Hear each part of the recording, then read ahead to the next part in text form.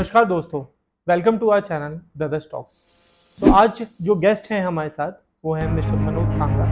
He is our ex merchant navy officer and entrepreneur. नमस्कार sir. नमस्कार सचिन जी। कैसे हैं? बहुत बढ़िया। बहुत और कुछ सुना है आपके बारे में हमने। देखो, सबसे पहले तो थैंक यू सो मच जो आपने मतलब ये मेरा फर्स्ट पॉडकास्ट है ओके ना। आपने मतलब मुझे इस काबिल समझा कि भी मैं पॉडकास्ट पे आऊँ, है ना, और आपने टाइम निकाला, तो सबसे पहले thank you so much.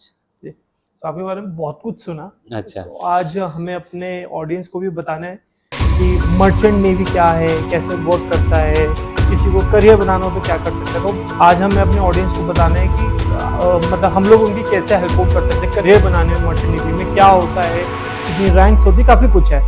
So I hope आप उनको थोड़ी सी हेल्प कर पाएंगे सो दैट उनका करियर को चूज करने में उनको आसानी रहे एंड उनकी हेल्प आउट हो सके। क्योंकि देखिए इनिशियली कोई भी किसी को करियर चूज करना होता है ना, और हर किसी का ड्रीम होता है मर्चेंट नेवी। और हमने ये भी सुना है कि मर्चेंट नेवी में पैसा बहुत है, लाखों में सैलरी होती है। तो थोड़ा सा बताएं इस बारे में जरा कि ये सच है बात। देखो, सच है, अच्छा। बट सभी रैंक्स की लाखों में नहीं होती है ओके। ना। मर्चेंट नेवी इस वर्ड की सब मर्चेंट नेवी की हम बोलते हैं ना कि ये मर्चेंट नेवी में है, तो डिपेंड करता है किस रैंक पर है। और बहुत से रैंक्स में बहुत ज़्यादा स्ट्रगल होता है, बट सैलरी उतनी नहीं होती। जो ओके। क्रू है, क्रू की सैलरी उतनी नहीं होती। स्ट्रगल काफ़ी करते हैं, वो भी घर से दूर रहते हैं, है ना। ऑफिसर्स की सैलरी अच्छी होती है। और मर्चेंट नेवी में अगर कोई प्लान कर रहा है ना, इसके अंदर फ्रॉड्स भी बहुत ज़्यादा हैं, अच्छा। है ना। तो इनिशियली मुझे भी जैसे आप पूछ रहे हो, ऐसे मेरे रिलेटिव्स, मेरे फ्रेंड्स सब पूछते थे। और मैं जब किसी की स्टोरी सुनता था कि उसके साथ ये फ्रॉड हो गया, तो हम्म। मुझे बड़ा लगता था कि यार उसकी तो पूरी लाइफ स्पॉइल हो जाती है ना। बंदे के 3-4 साल ऐसे फ्रॉड में निकल जाते हैं। किस तरीके का fraud? Fraud in the sense कि एजेंट्स हैं हाँ। मार्केट में, बोलते हैं कि आप सेलेक्ट हो गए हो, इस कॉलेज में सेलेक्ट हो गए, आप यहाँ आ जाओ, फीस ले लेते हैं 2.5-3 लाख। जैसे तैसे करके बंदा पैसे जोड़ता है। ठीक है। बाद में पता लगता है कि शिप ही नहीं मिल रहा, है ना, कि ये कोई चीज़ ही नहीं थी। जी। तो ये सारे फ्रॉड्स होते हैं। मैंने प्रैक्टिकली मतलब मैंने फील किया था। जी। उस चीज़ को देखते हुए मैंने फिर अपना एक चैनल भी बनाया था। जी। उसमें मैंने मर्चेंट नेवी के अलग अलग रैंक्स के इंटरव्यूज़ डाले, ठीक है। है ना। कि करियर बेसिकली, नाम भी उस चैनल का मैंने रखा था करियर बाय एक्सपर्ट्स, चलिए भाई। कि जो एक्सपर्ट्स हैं उनकी क्या एडवाइस है। ठीक है। तो सभी रैंक्स के लाइक उसमें मैंने मेरी जर्नी भी बताई थी कि मेरा 13 ईयर्स का करियर क्या रहा मर्चेंट नेवी में। और अलग अलग रैंक्स, जैसे आपको ऑफिसर बनना है, इंजीनियर बनना है, क्रू मेंबर बनना है, या इवन जो मेरे लास्ट शिप्स थे वो ऑफशोर में थे, तो डाइविंग शिप्स थे। तो डाइवर कैसे बनना है ना। डाइवर्स की अच्छी खासी सैलरी सो होती है। बेसिकली नेवी और मर्चेंट नेवी ये हम्म। अलग अलग हैं, और उसमें क्या नेवी डिफरेंस है अगर बेसिकली? हम बोलते हैं तो ज़्यादातर क्या रहता है कि हम इंडियन नेवी को रेफर करते हैं। ठीक इंडियन है। नेवी गवर्नमेंट जॉब होती है, और ठीक है। मर्चेंट नेवी मतलब प्राइवेट है ना। अच्छा। कॉन्ट्रैक्ट बेसिस पे ये आपको 6 मंथ्स के कॉन्ट्रैक्ट्स हैं। ऑफिसर्स में 4 मंथ्स के कॉन्ट्रैक्ट्स हैं, क्रू में 9 मंथ्स के कॉन्ट्रैक्ट हैं। आप शिप पर जाने से पहले कॉन्ट्रैक्ट साइन करोगे, है ना, तो आपकी सैलरी शुरू हो जाएगी। ठीक है। और फिर जब तक आप काम करोगे आपको सैलरी मिलती रहेगी, तो कॉन्ट्रैक्ट रहेगा। आप किस कंट्री के लिए थे? मैं अलग अलग कंपनीज में था। ओके। लाइक मैं कैडेटशिप में एमएससी में था, उसके बाद बीबीए में था, सीमैक में था। तो अलग अलग कंपनीज में काम कर रहा था, और मेरा जो कॉन्ट्रैक्ट पीरियड था 45 डेज था ऑफशोर वेसल में। 45 डेज ऑन बोर्ड और 45 डेज एट होम। एंड क्या एलिजिबिलिटी होती है इसमें अगर किसी को देखो, ऑफिसर अप्लाई अगर करना है? आपको बनना है तो आपके पास पीसीएम हो 12th में, है ना। फिर आपकी उसके बाद डिप्लोमा में आप एंट्री कर सकते हैं। बीएससी नॉटिकल साइंस में आप एंट्री कर सकते हैं। अगर आपको इंजन इंजन साइड में जाना है इंजीनियर्स के लिए, तो आप 12th के बाद एग्ज़ाम देंगे, और आपकी मैकेनिकल इंजीनियरिंग का एक कोर्स होगा, वो आप परस्यू करेंगे। क्रू मेंबर्स के लिए आप प्लस इन इन दोनों के लिए आपको +2 में पीसीएम चाहिए। क्रू मेंबर्स में अगर आपके पास पीसीएम नहीं है तो आप क्रू मेंबर्स में ज्वाइन कर सकते ओके। हैं, जीपी रेटिंग में ज्वाइन कर सकते हैं। अलग अलग स्टाफ है। इंजीनियर्स को भी हेल्पर्स चाहिए, है ना, एंड ऑफिसर्स को भी हेल्पर्स चाहिए, क्रू मेंबर्स चाहिए। हम्म। और वो भी सो मतलब, इनिशियली स्टार्टिंग क्या होती होगी सैलरी की, मैक्सिमम कितनी जाती है? देखो, मर्चेंट नेवी में अगर स्टार्टिंग इन द सेंस कि अब क्रू मेंबर तो बेचारा फॉर एग्जांपल उनकी 10,000 से भी शुरू हो रही है। ठीक है। हाँ, बाद में क्रू मेंबर्स की भी बढ़ जाती है, ट्रेनिंग के ठीक है। बाद उनकी भी 1 लाख से ऊपर हो जाती है सैलरी। $1200-1300 मंथली क्रू मेंबर को इजीली मिल जाते हैं, 1500 पे मिल जाते हैं, है ना। एंड ऑफिसर साइड की मैं बात करूं तो कैडेटशिप के बाद आपको $3000 थर्ड ऑफिसर में, फिर 5000, 6000 सेकंड में, फिर चीफ में। ये भी डिपेंड करता है कि आप ड्राई शिप्स पर हैं या फिर टैंकर्स पर हैं, एलपीजी पर हैं, ऑफशोर पर हैं, बट वो रेशो रहता है कि कैप्टन, चीफ इंजीनियर हैं, इनकी सैलरीज $15,000-16,000 पर मंथ हो जाती अच्छा, हैं। डॉलर्स में। हाँ, सो 12-13 लाख तक इजीली चली जाती है। अच्छा, ओके। और तो लाइक ये कितना, जो मर्चेंट नेवी है वो कितना डेंजरस भी हो सकता है, या आपने कुछ डेंजरस एक्सपीरियंस किया हो? लाइक फैमिली से तो दूर है ही, बट उसके बाद भी आप मतलब खुले समुद्र में आप अकेले हो, पूरी शिप है, तो वो कितना डेंजरस हो सकता है कई बार? देखो, डेंजर तो कुछ नहीं है एक्चुअली। शिप है, ठीक है, चारों तरफ पानी पानी है, बट शिप बनाई इस हिसाब से जाते हैं कि सेफ होते हैं, है ना। रोड पर कार एक्सीडेंट्स के प्रोबेबिलिटी ज़्यादा होती है, शिप की कम होती है ना। ओके। लाइक प्लेन भी देखो आप, अगर हम रेशो काउंट करें तो बहुत कम प्लेन है जो क्रैश का, जैसे रिसेंट एक इंसिडेंट हुआ था।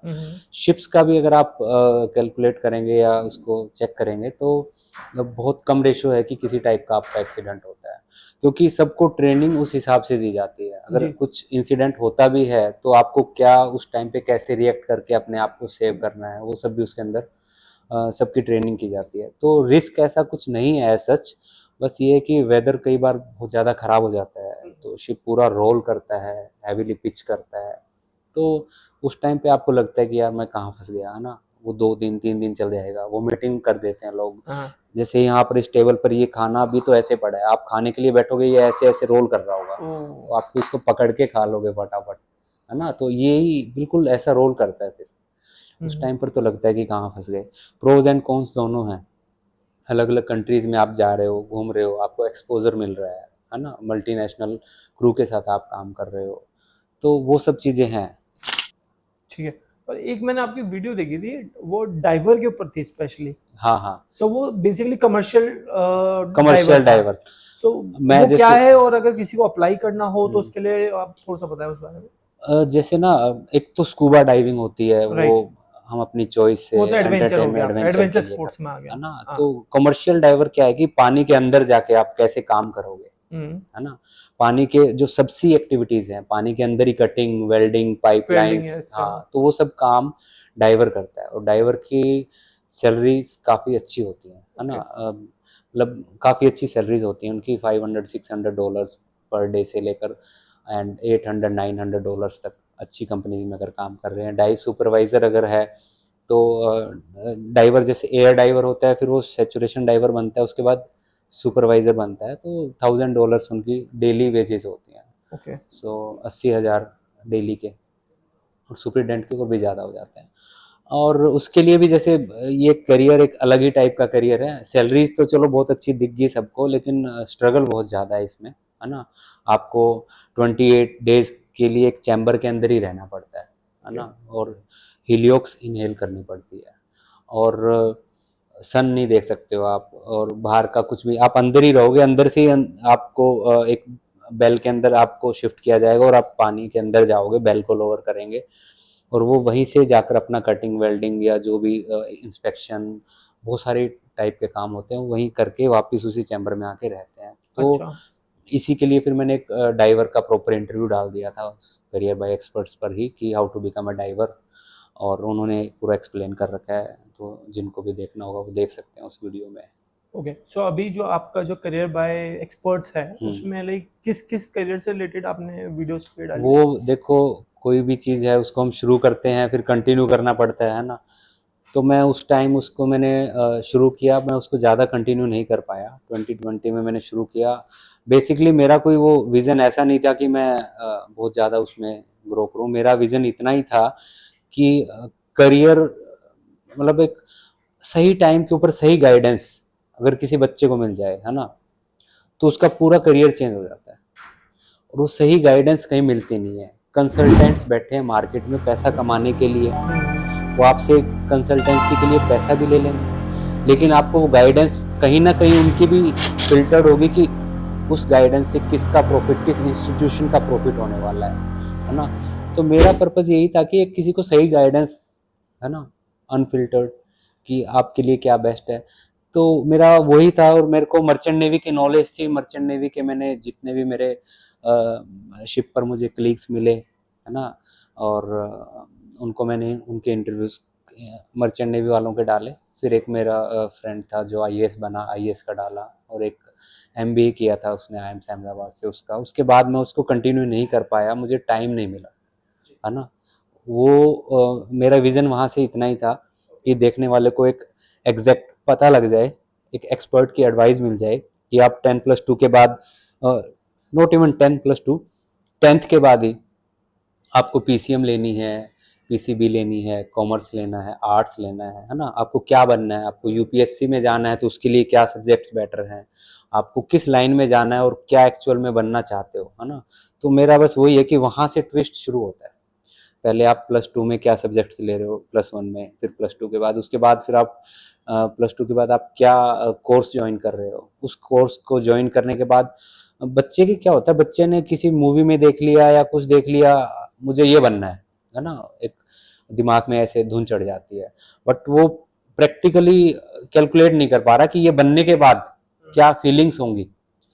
वो फीलिंग्स लेते लेते उसके करियर के तो 8-10 साल निकल गए। बिल्कुल। फिर वो बनता है, फिर रियलाइज होता है कि मैं कहाँ फंस गया। फॉर एग्जाम्पल किसी को डॉक्टर बनना है, किसी को देख लिया, हाँ यार वो डॉक्टर बना है, मुझे डॉक्टर बनना है, बनने के लिए पूरा स्ट्रगल किया, फाइनली फिर डॉक्टर बनने के बाद आपको क्या फीलिंग आ रही है, फिर आप सोच रहे हो कि यार मुझे डॉक्टर नहीं, मुझे तो इंजीनियर बनना था, है ना। वो रिग्रेट नहीं होना चाहिए। सो बेटर है कि आपको जो बनना है आप उसके साथ बैठो, टाइम निकालो, किसी भी तरह उस बंदे के साथ लिंक निकालो, बैठो, ग्राउंड लेवल की चीज़ें समझो कि भाई आपको कैसा लग रहा है, मैं बनूंगा मुझे कैसा लगेगा। तो थोड़ा चीज़ों को रिलेट करके फिर डिसीजन लो, है ना। बिल्कुल। सो आपने कब सोचा था मर्चेंट नेवी में आने का? आपको कब वो फील हुआ कि मेरे को मर्चेंट नेवी में जाना चाहिए? आपने कैसे अप्लाई किया? तो सब बताएं। देखो मैंने तो +2 के बाद फिर मैंने बीएससी में एडमिशन ले लिया था, और फिर मुझे कहीं ना कहीं मतलब एक मेरे अंकल भी मर्चेंट नेवी में ही हैं, अच्छा। है ना, एक थोड़ा सा कहीं बैक ऑफ द माइंड ये भी था कि अंकल मर्चेंट नेवी में है। और मुझे कुछ ज़्यादा डीपली सही बताऊँ नॉलेज नहीं थी, और ना ही मैं किसी एक्सपर्ट से, all it was luck by chance. मैंने एक टाइम्स ऑफ इंडिया में एक ना एक अलग से एक न्यूज़पेपर आता था, उसका नाम मैं भूल गया, उसमें सब वैकेंसी टाइप और ये सब आती थी, उसी में एक एडवर्टाइजमेंट हाँ, पहले देखी, आता था, बहुत सारे एसेंट आते या थे। ऐसा कुछ नाम था। तो बस मैंने देखा कि एमएससी एक कंपनी है और उसने हायरिंग कर रही है डेक कैडेट्स की। मैंने सोचा क्या है, अभी मैंने फॉर्म भर दिया, उसका मुझे एग्ज़ाम के लिए इनवाइट आ गया, तो मैं एग्ज़ाम देने दिल्ली पहुंच गया, एग्ज़ाम दिया, और फिर पता लगा कि मैं सिलेक्ट हो गया हूँ कैडेटशिप का लिए। उन्होंने मुझे बोला कि आपको ये कॉलेज ऑफ, एक तो दिल्ली में कॉलेज, ग्रेटर नोएडा में एक कॉलेज था परी कौन चौक सा? के पास, आईएमआई, IMI। परी चौक के पास में ही है। ठीक है। एक तो ऑफर किया कि आप ये ज्वाइन कर सकते हो, एक मुंबई में था टीएस रहमान। तो फिर मैंने सोचा कि घर के पास है, तो मैंने ये आईएमआई ज्वाइन कर लिया। हम्म। तो बस ये फिर उसके बाद मैंने ज्वाइन किया, फिर समझा, अलग अलग जगह से सब स्टूडेंट्स आए हुए थे, सबके साथ एक रिलेशन बना, बॉन्डिंग बनी, दोस्त बने, और प्री सी की मैंने वहाँ से। और टाइम निकल गया उसके बाद, तो फिर क्या होता है ना, आप घुस गए हो, एक टनल है उसमें आप घुस गए हो, पीछे से भी धक्के आ रहे हैं तो आप निकलते जाओगे। करियर में ज़्यादातर करियर ऐसे ही होते हैं कि आप एक बार घुस जाओ, है ना, उसके बाद अपने आप चीज़ें निकलती जाती हैं। तो घुस गए, फिर उससे पता लगता गया कि अब ये कोर्स करो, अब ये कोर्स करो, फिर एमएससी ज्वाइन कर ली, फिर अपना कैडेटशिप कर ली, फिर और चलता रहा। 2008 से मैंने शुरू किया था और फिर ये चलता रहा। तो आपने किस रैंक से स्टार्ट किया था और किस रैंक पे आपने मैंने डेक कैडेट से शुरू किया था, और डेक कैडेट के बाद फिर मैंने अपना ऑफिसर बना, ऑफिसर के बाद फिर मैंने सेल किया, फिर मैं 2013-14 में मैं डीपीओ बन गया था, and dynamic positioning operator, and it was like a big achievement for me, है ना। अब मैं लाइफ में उस दिन बहुत खुश हुआ था कि मैं अगस्त में मैं शिप से आया, और मैंने ना जो भी मेरा सब डॉक्यूमेंटेशन थे, यूके से ये लाइसेंस मिलता है डीपीओ का, नॉटिकल इंस्टीट्यूट से। तो उसमें यही रहता था कि यार आप अप्लाई कर दोगे, पता नहीं आपको कब मिलेगा। बहुत से लोगों के रिजेक्ट हो जाते थे, बहुत टाइम लगता था, और मेरी एज भी कम थी। फिर भी मैंने मतलब मैं ज़्यादा नॉलेज नहीं थी, फिर भी कर दिया, अप्लाई हो गया। एक दिन घर पे कोई लेटर आया और मैंने पार्सल, मम्मा ने बोला कि पार्सल आया, तो मैंने पार्सल खोला तो फिर मेरे को लगा कि भाई कोई ना कोई रिजेक्शन आ गई होगी। मेरा माइंडसेट यही था कि कोई ना कोई रिजेक्शन आई है, देखता हूँ क्या रिजेक्शन आई है और कब वो कंप्लीट होगी। और मैं देख रहा था एंड आई फाउंड कि भाई लाइसेंस मिल गया है, डीपीओ बन गया है। तो मैं मतलब बहुत एकदम, उससे ज़्यादा खुशी मुझे मुझे याद नहीं है कि मैं कब हुआ। उस दिन तो मैं सच में इतना खुश हुआ कि भाई मैं डीपीओ बन गया उस एज में। ये फील्ड ना, ऑफशोर का फील्ड, इसमें भी मैं जैसे एक फ्रेंड की हेल्प से मुझे एक चांस मिल गया था, है ना।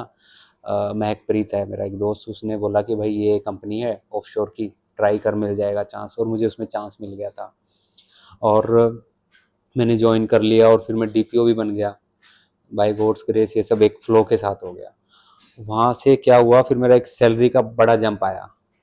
कहाँ मैं मतलब उससे लास्ट शिप में मैं $100 पर डे के, 110 $110 के हिसाब से मैं काम कर रहा था पर डे के हिसाब से। जैसे ही वो लाइसेंस आया तो मैंने कंपनी को मेल डाला कि आप सबकी हेल्प से और ये वो मुझे लाइसेंस मिल गया। तो कंपनी से मुझे कॉल बैक आया कि आप कब रेडी हो ज्वाइन करने के लिए, आपकी सैलरी $250 हो गई है पर डे की।